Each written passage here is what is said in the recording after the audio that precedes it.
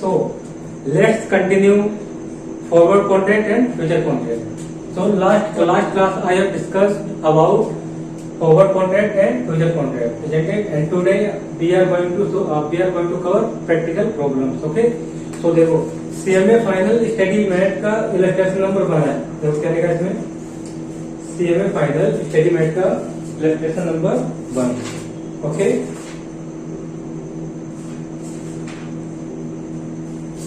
देखो क्या लिखा है इसमें, Deep is planning to invest 25 lakh rupees in a bank deposit for 1 year. अब इसमें कौन है, दीप एक इन्वेस्टर है, वो प्लान कर रहा है टू इन्वेस्ट डिपॉजिट करने के लिए बैंक में कितने साल के लिए, 1 ईयर के लिए. ओके. क्या लिखा, all the banks offer an interest rate of 12% per annum for 12 month. Okay. क्या लिखा, Deep has required deposit application form of 4 banks particular of which are as follower.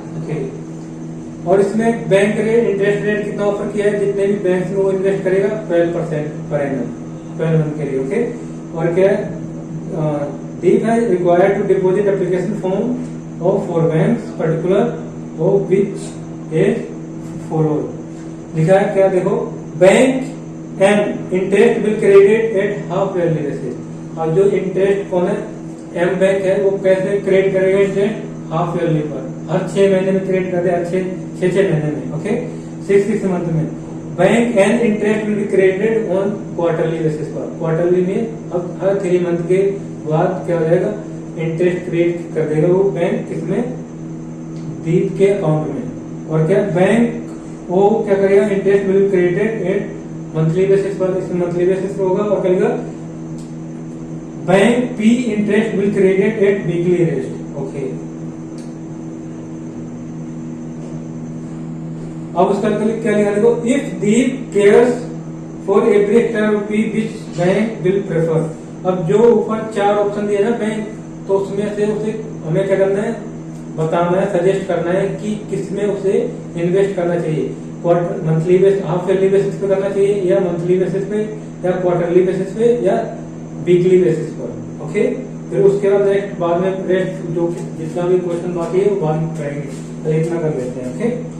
देखो इलस्ट्रेशन नंबर कौन सी है, इलस्ट्रेशन नंबर 1 है CMA final study math. Illustration number 1 CMA final study math का. ठीक.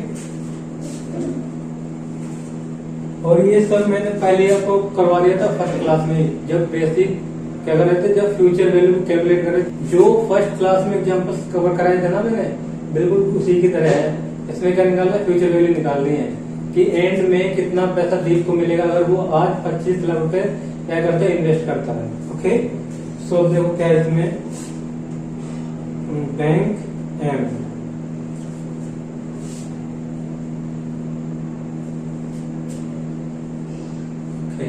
अब इसमें क्या है, और फ्यूचर वैल्यू कैसे निकालते हैं, क्या है अमाउंट उसका, और उसका फॉर्मूला क्या है, F = P1 + R और N, नंबर ऑफ कंपाउंड है ना, नंबर ऑफ कंपाउंड. और एक है interest, number of compounding period, sorry क्या है, number of compounding period, N का मतलब. अब क्या है, पहला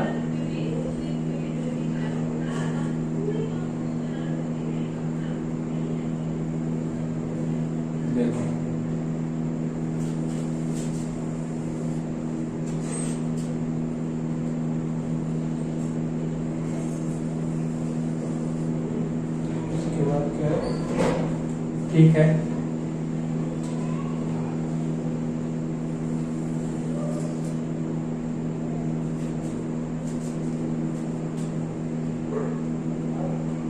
अब यहाँ पर आएगा ब्रेकिंग आ जाएगा.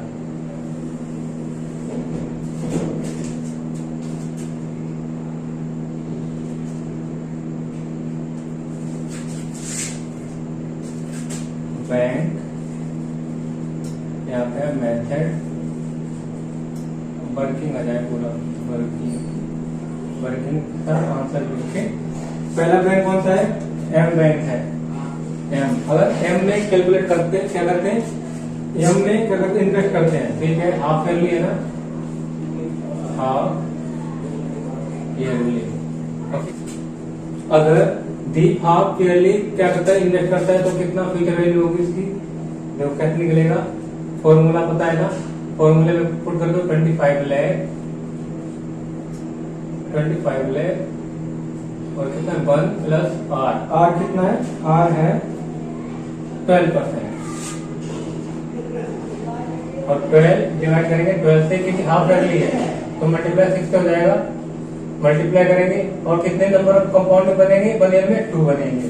ओके, तो इसे रखो, कैलकुलेट करो 25, पहले इसे कैलकुलेट करो, 12 डिवाइड बाय 12 इंटू में 6 प्लस में 1 और उसका क्या करना, एक बार स्क्वायर कर दो, मल्टीप्लाई 25 है,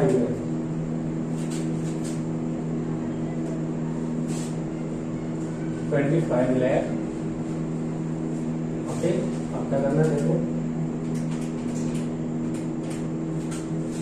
1.1236 से मल्टीप्लाई कर दो, 25 लाख, ये आएगा 28,09,000, कितना आ रहा है, 28,09,000।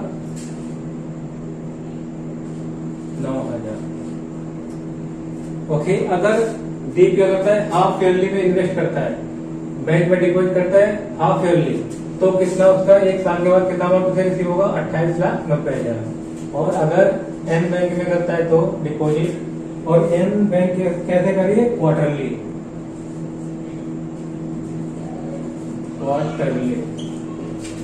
में देखो कैसे होगा, 25 लाख 1 प्लस में 0.12 अपॉन में 12 क्वार्टरली 3 से मल्टीप्लाई, और कितना है क्वार्टरली में, क्वार्टरली है ना, तो यहाँ पर कितना आएगा 4, नंबर ऑफ कंपाउंड कितने बनेंगे, 4 बनेंगे। ठीक, तो देखो 0.12 डिवाइड बाई 12 प्लस में 1 और मल्टीप्लाई इक्वल टू 2 हो गया 3 4,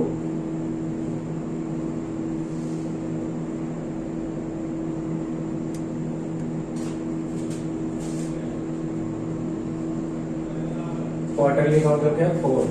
ओके, 1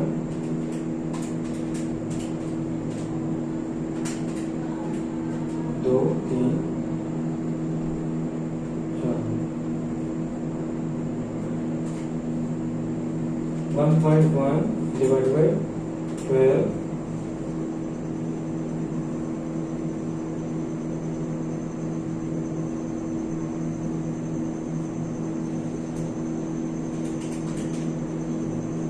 2 3 4। ओके, ये 3 रहेगा, देखो कैसे करेंगे, 0.12 डिवाइड बाय 12 इंटू में 3 प्लस 1 2 3 4, कितना आएगा, 25 लाख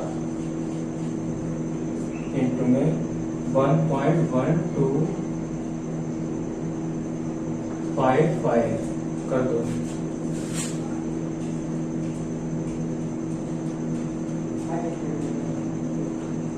25 लाख 28,13,750।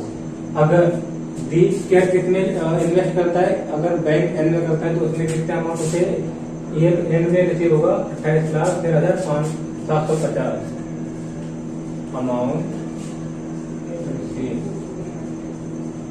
ओके, अब कौन सी बैंक है, बैंक ओ बैंक। ओ बैंक में क्या है, देखो ओ बैंक है मंथली कर दो, मंथली में करेंगे तो कितना है, 25 लाख 1 प्लस आर कितना है 0.12 अपॉन 12। अब इसमें मंथली है तो कितने नंबर ऑफ कंपाउंड बनेंगे, 12। ओके, अब क्या करेंगे, देखो 1.12 अपॉन में ये मंथली रेट लेंगे, फिर उसमें प्लस करेंगे 1 और उसमें 3 टाइम क्या करना, इक्वल टू कर देना, मल्टीप्लाई और 3 टाइम इक्वल टू। यहाँ पर आएगा, देखो जब इसको इससे डिवाइड करोगे, इसमें प्लस करोगे, कितना आएगा 1.01। इसमें क्या करना है, मल्टीप्लाई करना है और कितने 11 टाइम क्या करना है, equal to. Okay, equal to करना कितने टाइम, 11 टाइम। 1 2 3 4 5 6 7 9 10 11।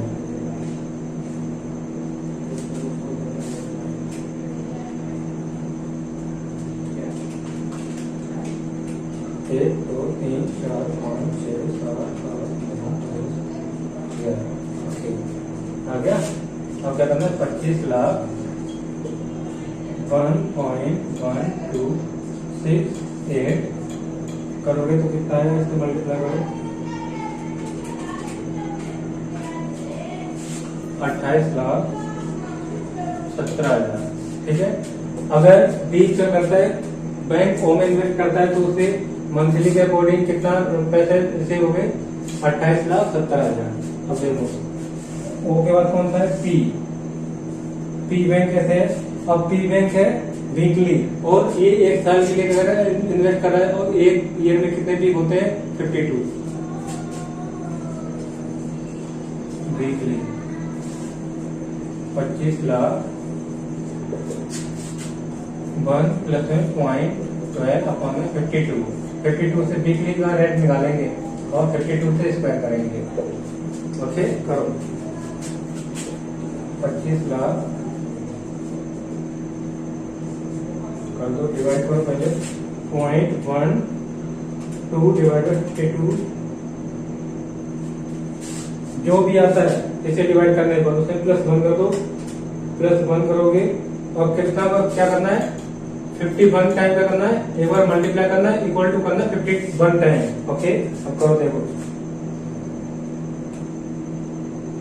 1 2 3 4 5 6 7 8 9 10 11 12 13 14 15 16 17 18 19 20 21 22 23 24 25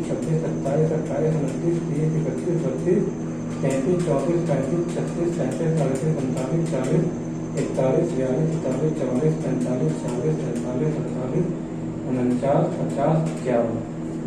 कितना है, 1.1273। करो मल्टीप्लाई, और भी लगा दो, यहाँ पर कितना है, देखो 28,18,350। अब देखो, अब अगर मंथली इन्वेस्ट करता है दीप केयर, तो कितना अमाउंट एंड में रिसीव होगा, 28,18,350। अब क्या करना है, देखो अब इसमें सजेस्ट करना है कि दीप को किस बैंक में क्या डिपॉजिट करना चाहिए, जिससे कि उसे मैक्सिमम रिटर्न मिले, हायर रिटर्न मिले। अब अगर हाफ फैमिली में इन्वेस्ट करता है, तो उसमें कितना मिलेगा, टोटल अमाउंट एंड में कितना मिलेगा, 28,09,000। और क्वार्टरली में अगर इन्वेस्ट करेगा तो कितना मिलेगा, 28,13,750। और मंथली में करता है रिटर्न इन्वेस्टमेंट तो कितना आएगा, 28,17,000। वही अगर वीकली में करता है तो कितना, 28,18,350। अब इसमें मैक्सिमम रिटर्न किसमें ज्यादा मिलेगा, इसमें बैंक पी में। तो क्या है, दी should invest in bank P because it provides higher return. Okay, these should invest, या these should prefer to invest in bank P because it provides higher return. Okay, अब बैंक कौन सा bank है, bank P है, जो क्या higher return provide करा रहा है, तो इसी में क्या करना चाहिए, उसे इन्वेस्ट करना चाहिए, डिपॉजिट करना चाहिए। ओके, तो वीडियो पॉज करो, पहले से देखो, फिर कंटिन्यू करते हैं सेम क्वेश्चन को। करो जल्दी।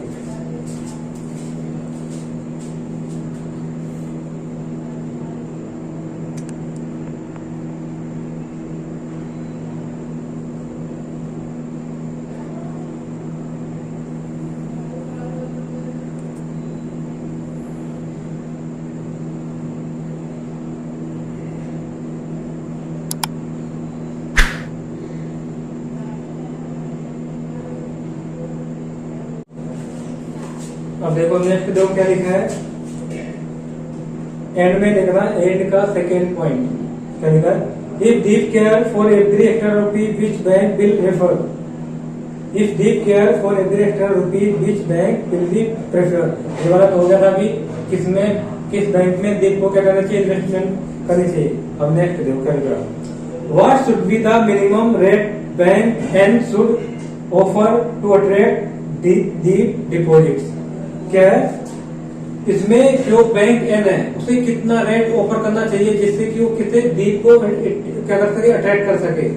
अट्रैक्ट का मतलब जो मैक्सिमम रिटर्न आया है उसको क्या किस में मिल जाए, उसे एन में मिल जाए। जो रिटर्न किस में मिल जाए, एन में। कितना था, 28, 18, 350, 28, 18, 350। अगर ये बैंक एन में इतना मिल जाता है तो उसे क्या करेगा वो दीप, तो एन बैंक में क्या करेगा, इन्वेस्ट करेगा। तो उसके लिए क्या रेट पता करना है कि कितना बैंक एन को रेट ऑफर करना चाहिए, so that he can, I mean bank N can attract to Deep to deposit in bank N. Okay, so देखो इसके लिए क्या करना है, F equal to P1 plus R और कितना आएगा यहाँ पर N। F कितना दिया है, F तो पता ही है कितना, मैक्सिमम कितना रिटर्न पे करना है, 28,18,350 इक्वल टू P कितना है, 25 लाख और 1 प्लस R, और R ही तो पता करना है हमें, क्वार्टरली कितना है, 4 से कर दो डिवाइड, क्वार्टरली निकालना है, N कितना आएगा, 4 आएगा। ओके, अब देखो क्या करना है, इसे यहाँ लाओगे तो माइनस डिवाइड हो जाएगा, 2 क्या 28,18,350 डिवाइड है कितना आएगा, डिवाइड बाय आएगा 25 लाख और यहाँ पर 1 प्लस में R अपॉन 4 की पावर। ओके, अब देखो 28,18,350 डिवाइड बाय 25 लाख, ये आएगा। अब इधर लिख लेते हैं इसी साइड पर, 1 डिवाइड बाय 1 2 7 3 4, ये कितना है 1 प्लस में R अपॉन 4। ठीक है, अब क्या करेंगे, 1 प्लस R, जब इस 4 को इधर लाएंगे तो ये अंडर रूट में आ जाएगा, 4 1.12734। ओके, अब क्या करना है, इसका 2 टाइम अंडर रूट करना है, 2 टाइम, कितने टाइम करना है, 2 टाइम, इसका 2 टाइम अंडर रूट प्रेस करना है, करो 1 2, जब कितना आएगा 1.0304 कर देते हैं इतना। ठीक है, अब उसमें कितना माइनस करना है, ये प्लस का है ना, तो इधर आएगा तो कितना आएगा माइनस, माइनस का बंद कर दो, करो तो कितना आएगा देखो, और जो आएगा उसमें क्या करना है, मल्टीप्लाई करना है 4 से। R इक्वल टू कितना है, 0.03042 और इसको मल्टीप्लाई करना है 4 से। ओके, ये अंडर रूट को इधर किया ना, अब ये वाला बचा है ना डिवाइड वाला, तो इसको लाएंगे इधर तो कितना कैसे हो जाएगा, मल्टीप्लाई होगा उसका, कर दो 0.03042 इंटू में 4 कितना आएगा, 12 पॉइंट में आ रहा है 0.12168। और अगर इसी का परसेंटेज में निकालोगे, यहाँ 4 कर दो। ओके, अगर इसका परसेंटेज में निकालोगे तो क्या आएगा, परसेंटेज में निकालोगे तो कितना आएगा, और परसेंटेज में करोगे तो 12.168%। इतना परसेंट क्या करेगा, अगर n ऑफर करता है कितना 12.168%, तो क्या करेगा, दीप बैंक एन में इन्वेस्ट करेगा, डिपॉजिट करेगा। ओके, अब उसके बाद देखो क्या लिखा है, compounding continuously by bank M. जो बैंक एम है अगर वो क्या करता है, कंपाउंडिंग कॉन्टिन्यूसली में इन्वेस्ट करता है तो उसमें कितना आएगा कंपाउंडिंग कॉन्टिन्यूअसली में? तो बड़ा सिंपल है ना।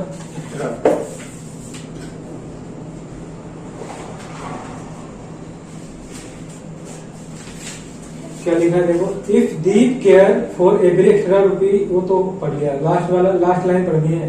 If bank M agree to credit interest at continuous compounding basis, what will be the return for Deep?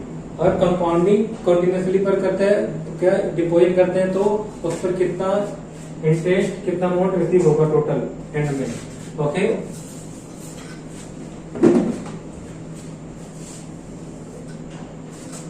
if bank M offer compounding continuously, तो इसमें continuously में क्या करते थे, PERT, P 25 लाख, E कितना, R कितना है, R दिया 12.12, कितना है, हाफ ईयरली है ना, हाफ ईयरली, तो 6/12 कर देंगे। अब करो इसका 25 लाख E, एक्सपोनेंशियल की वैल्यू कितनी है, एक्सपोनेंशियल की वैल्यू होती है 2.7182। ओके, पहले इसको इतना कैलकुलेट कर लेते हैं, 0.5 इंटू में 0.12, ये आएगा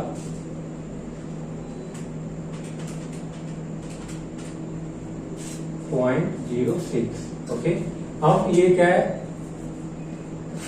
कॉन्टिन्यूसली कंपाउंडिंग जब दिया हो तो मैंने क्या समझा था कि इसकी एक्सपोनेंशियल वैल्यू कितनी होती है, इसकी एक्सपोनेंशियल वैल्यू होती है 2.7182। इसको क्या करना है, 12 टाइम पहले अंडर रूट करना है, 12 टाइम अंडर रूट करो इसे 2.7182, 12 टाइम करना अंडर रूट, 1 2 3 4 5 6 7 8 9 10 11 12। ठीक है, अब इसमें क्या करना है, फिर माइनस करना है, जो आएगा उसमें माइनस करना है 1 माइनस कर दो। ओके, अब क्या करना, माइनस करने के बाद क्या करना, मल्टीप्लाई करना किससे, 0.06 से मल्टीप्लाई कर दो, 0.06, फिर ओके, मल्टीप्लाई करने के बाद क्या करना है, अब प्लस करना है, कितना, 1 से प्लस कर दो, +1 करने के बाद क्या करना है, अब करना है इक्वल टू मल्टीप्लाई 12 टाइम करना है, 12 टाइम इक्वल टू मल्टीप्लाई करना है, 12 time equal to multiply 12 time करो। 2.7182, 1 2 3 4 5 6 7 8 9 10 11 12 टाइम अंडर रूट, अब माइनस 1 करना है, अब मल्टीप्लाई करना 0.06 और प्लस 1 करना है, और equal to multiply equal to करना है 12 टाइम, 1 2 3 4 5 6 7 8 9 10 11 12, कितना आ रहा है, 1.1275 आ गया। अब इससे मल्टीप्लाई करना है इसको, 25 लाख इंटू में 1.1275,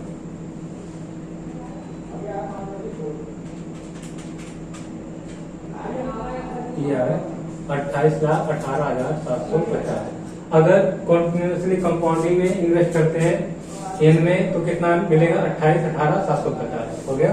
तो ये था क्वेश्चन इलस्ट्रेशन नंबर 1 जो कंप्लीट हो गया। अब वीडियो पॉज करो, लिख लो। ओके, जल्दी लिखो।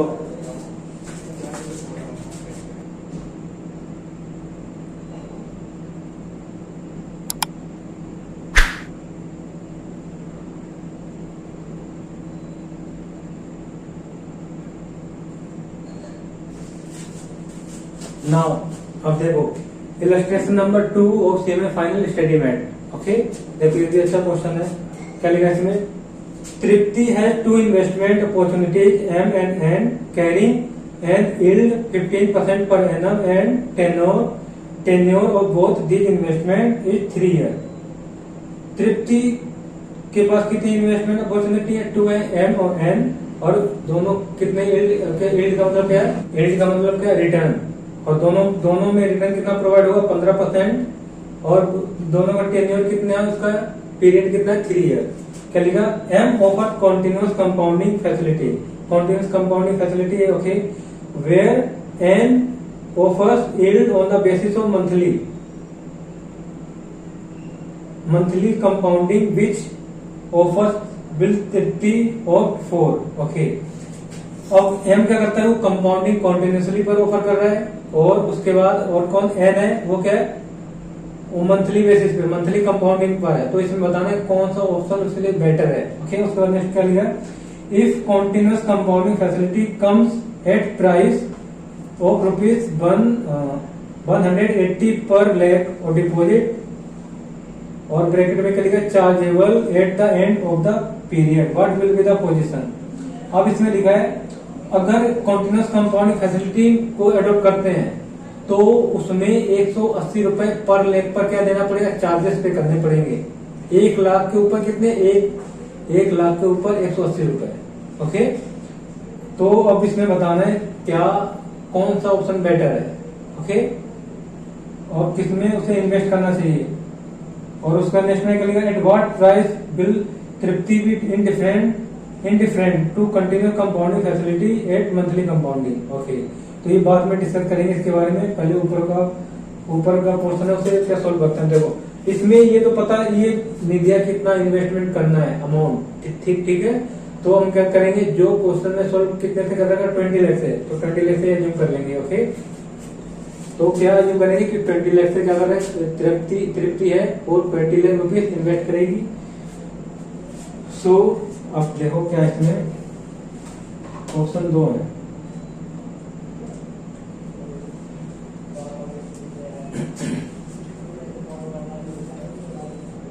Illustration 2 semifinal batting, okay.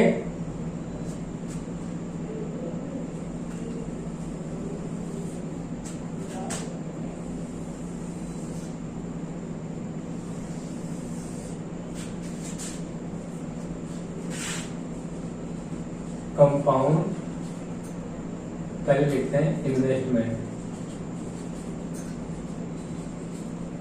M, और कौन सा है, इन्वेस्टमेंट, एन, पर्टिकुलर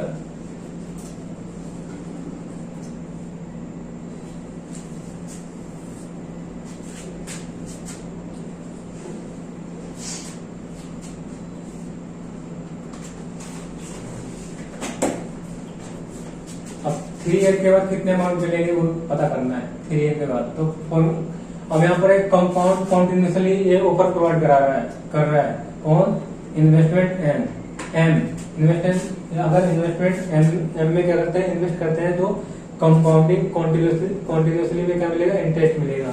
तो 3 ईयर के बाद कितना अमाउंट हो जाएगा वो निकालना है, 3 ईयर के बाद फ्यूचर वैल्यू, ओके। तो फ्यूचर वैल्यू कैसे निकाल लेंगे, F equal to P E R T, P कितना है, 20 लाख, ओके।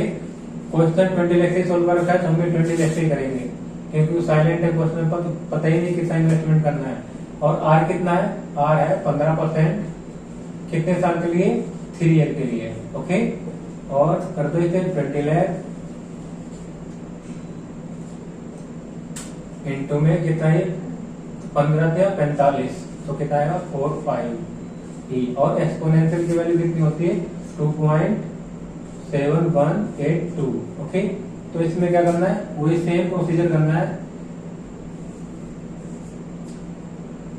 नहीं यहाँ ये तो वो हो गया ना, इसका प्रोसीजर, इसकी वैल्यू निकालनी है। इसकी वैल्यू कैसे निकालेंगे, इसकी वैल्यू देखो निकालेंगे,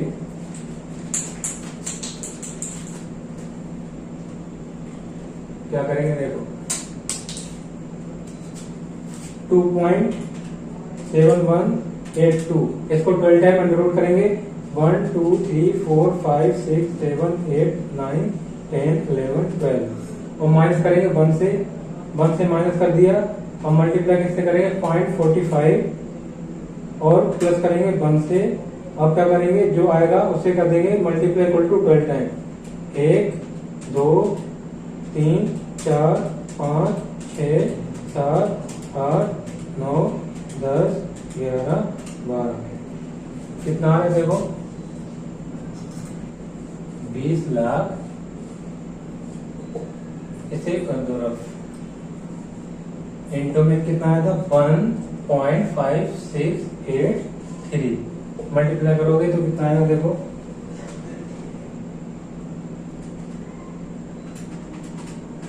ये आ रहा है 31,36,600। और अगर वही मंथली करते हैं मंथली में करोगे तो कितना आएगा मंथली का क्या आएगा F equal to P 1 plus R और N। P कितना है 20 लाख ओके और 1 प्लस R कितना 0.15 मंथली निकालेंगे और 3 ईयर के लिए है ना 12 इंटू में 3 तो कितना आ जाएगा 36। तो कंपाउंडिंग कितने बनेंगे 36 बनेंगे ओके। तो करो इसको सोल्व करने के बाद क्या करना है 35 टाइम करना है। क्या 35 टाइम मल्टीप्लाई एक बार मल्टीप्लाई करना है तो 35 टाइम इक्वल टू करना है ओके। तो करो देखो कैसे करेंगे 0.15 डिवाइड बाई 12 ये मंथली आ गया प्लस 1 कर दो। आप क्या करना है 35 टाइम करना है क्या मल्टीप्लाई फिर इक्वल टू करना है 35 टाइम मल्टीप्लाई कर दो। एक बार मल्टीप्लाई एक बार करना और 35 टाइम क्या करना है इक्वल टू 1 2 3 4 5 6 7 8 9 10 11 12 13 14 15 16 17 18 19 20 21 22 23 24 25 26 27 8 29 30 31 32 33 34 35 ओके 35 आ गया 20 लाख 1.15639 ये आ रहा है 31,27,800 ओके 31,27,800 आ गया ना। अब क्या करना है अब इस यहां पर देखो ये तो आ गया रिसीवेबल ओके। अब इसमें क्या है कॉन्टिन्यूअस कंपाउंडिंग में चार्जेस भी पे करने पड़ रहे हैं। कितने चार्जेस पेबल कितने हैं 180 रुपए पर लाख कितने 180 लाख। तो एक 20 लाख में कितने बनेंगे कितने टाइम पे करना है 20 लाख करना है 20 लाख और डिवाइड करना कितना 1 लाख से डिवाइड कर दो और कितना आएगा 180 है ना यस 180 और टोटल चार्जेस जो कितना है 20 lakh divide by 1 lakh into में 180 से मल्टीप्लाई किया तो 3600 आ गए 3600 एक साल का हो गया। अब मल्टीप्लाई कर दो 3 से कितने हो गए 10,800 रुपए और माइनस कर दो इसमें से 10,800 ये चार्जेस पेबल है। ये तो 1 ईयर का निकल गया है ना इसमें 3 से मल्टीप्लाई करेंगे क्योंकि 3 ईयर का है ना तो 10,800 रुपए आएंगे माइनस कर दो तो नेट अमाउंट रिसीवेबल और यहाँ पर कुछ नहीं आया ओके। तो क्या आएगा net amount receivable net amount receivable कितना आ रहा है देखो 31,36,600 ये आ रहा है 31,12,5800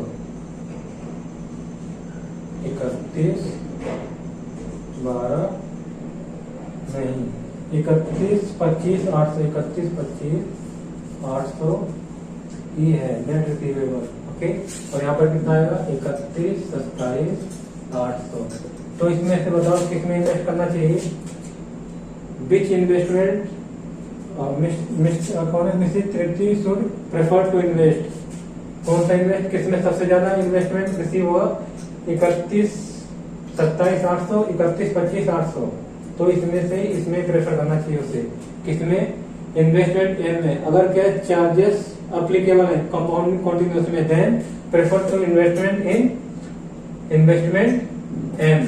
अदरवाइज अगर चार्जेस पे नहीं करने पड़ते तो किसमें इन्वेस्टमेंट करनी चाहिए थी उसे, तृप्ति को, तो इन्वेस्टमेंट एम में इन्वेस्टमेंट करनी है। ओके, इन केस अगर तृप्ति को चार्जेस पे नहीं करने पड़ते तो तृप्ति कॉन्टिन्यूस कंपाउंडिंग में इट मीन इन्वेस्टमेंट एम में इन्वेस्ट करेगी, क्योंकि यहाँ पर रिसीवेबल ज्यादा आ रहा है यहाँ से as compare to investment N. Okay, और अगर चार्जेस पे करने पड़ते हैं तो चार्जेस पे करने पड़ रहे हैं, यहाँ पर चार्जेस लिखा है, तो हम क्या करेंगे, डिसीजन क्या लेंगे कि तृप्ति को किसमें इन्वेस्टमेंट करना चाहिए, एन में, क्योंकि वहां पर क्या है, आफ्टर चार्ज एप्लीकेबल होने के बाद एन में तो एन में जो रिसीवेबल है वो क्या हायर है एज कम्पेयर टू एम, तो तृप्ति को एम में इन्वेस्टमेंट करनी चाहिए। ओके, तो ये आपको खुद क्या करना है, डिसीजन देना है, मैंने आपको समझा दिया है, आपको लिखना है, ये बताना है। ओके, तो वीडियो पॉज करो और इसे लिखो।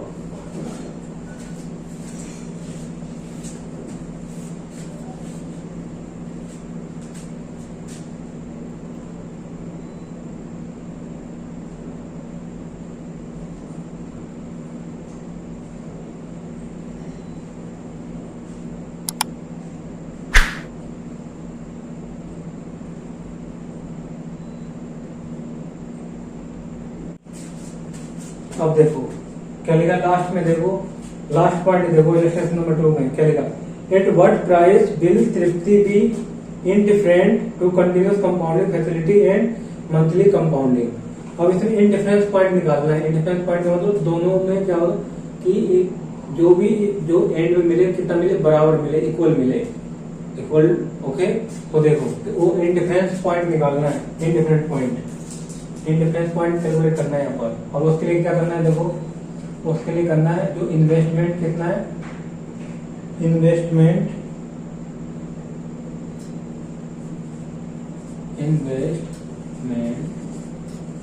अमाउंट, ये अमाउंट है। Okay, receivable in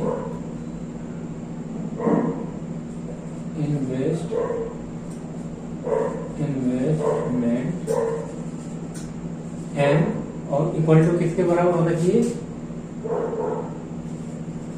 amount receivable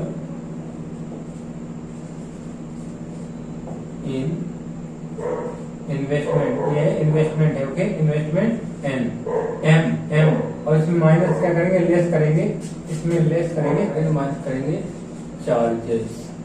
okay, अब देखो इसमें कितना मिल रहा है, इन्वेस्टमेंट एन में देखो 31,27,800, 31,27,800 और इक्वल टू कितना है, 31,36,600, 31,36,600 लेस करेंगे कितना, चार्जेस।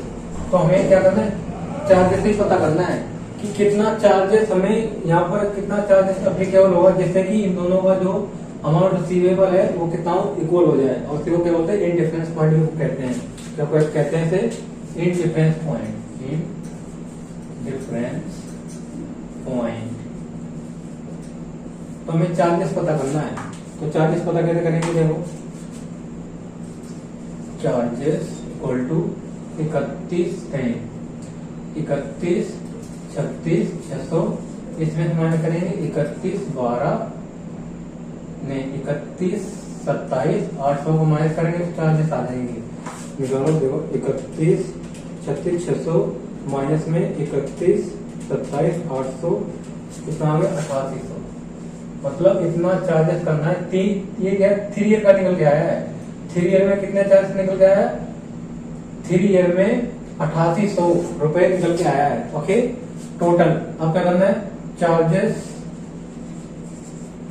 पर लैख, क्योंकि क्वेश्चन में कितना चार्जेस दिया था, 180 रुपए पर लैख पर। तो हमें इसे किस पे निकालना है, 1 लाख पे निकालना है। 1 लाख पे कैसे निकालेंगे, देखो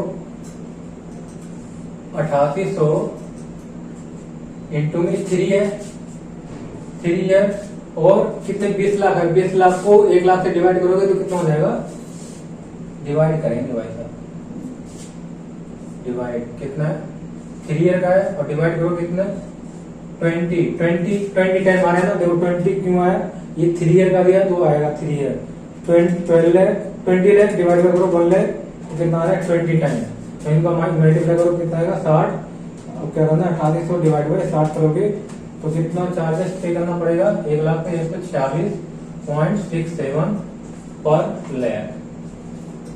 अगर कितना 146.67 पैसे पर लाख पे चार्ज पे करते हैं तो क्या इंडिफरेंस पॉइंट अराइज होगा, मतलब दोनों में जो क्या है एंड में अमाउंट रिसीवेबल होगा कितना होगा इक्वल होगा, इंडिफरेंस पॉइंट मतलब। ओके, सो क्या करना है वीडियो पॉज करो और इसे लिखो। ओके, जल्दी करो।